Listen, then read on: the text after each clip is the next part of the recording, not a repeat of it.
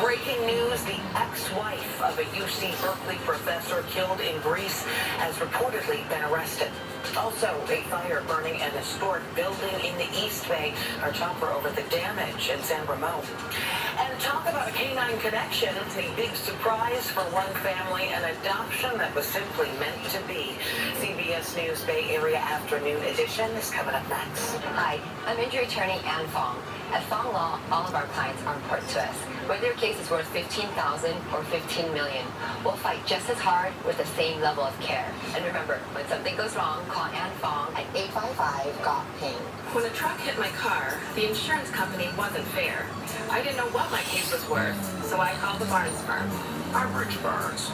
It's hard for people to know how much their accident case is worth. Let our injury attorneys help you get the best result possible.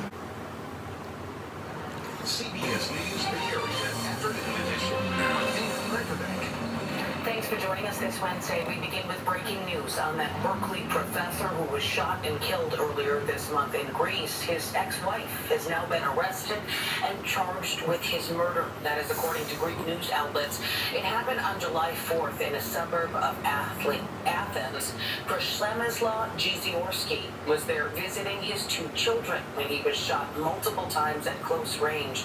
Authorities in Greece accuse his ex-wife of arranging to have him killed. They also arrested her boyfriend and 3 other men as accomplices. Giziorski was an associate professor of marketing at UC Berkeley's Haas School of Business and had worked at the university for 13 years. He was 43 years old. Then more breaking news, a piece of history going up in flames in the East Bay today.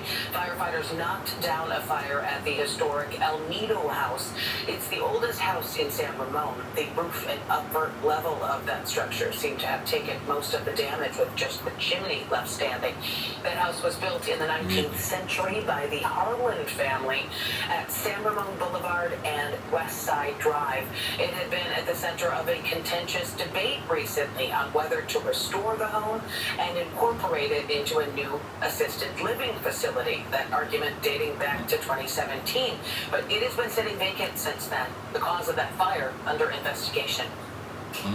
This afternoon, Governor Gavin Newsom is going to be giving an update after visiting parts of Los Angeles affected by immigration raids. That comes after President Trump announced he is pulling about half of the National Guard troops he sent to LA during immigration protests last month.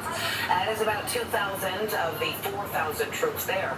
The Pentagon says the withdrawal comes as the lawlessness in Los Angeles begins to subside.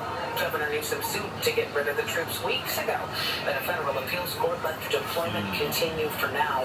Newsom and other California leaders are still demanding that all troops and Marines be withdrawn, calling the deployment political and a threat to wildfire response. California lawmakers moving forward on a bill that would ban police and federal agents from hiding their faces during arrests. That legislation is in response to federal immigration agents concealing their identities during raids.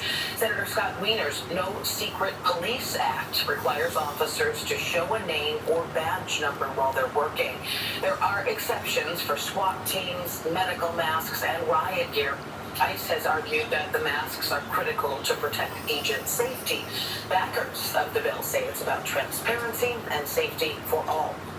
California suing the Trump administration over its decision to shut down a long-standing disaster prevention program. This is a multi-state lawsuit that claims ending FEMA's grant program for building resilient infrastructure goes against Congress's intent to fund it. State Attorney General Rob Bonta says shutting down the program is not only negligent, but also illegal.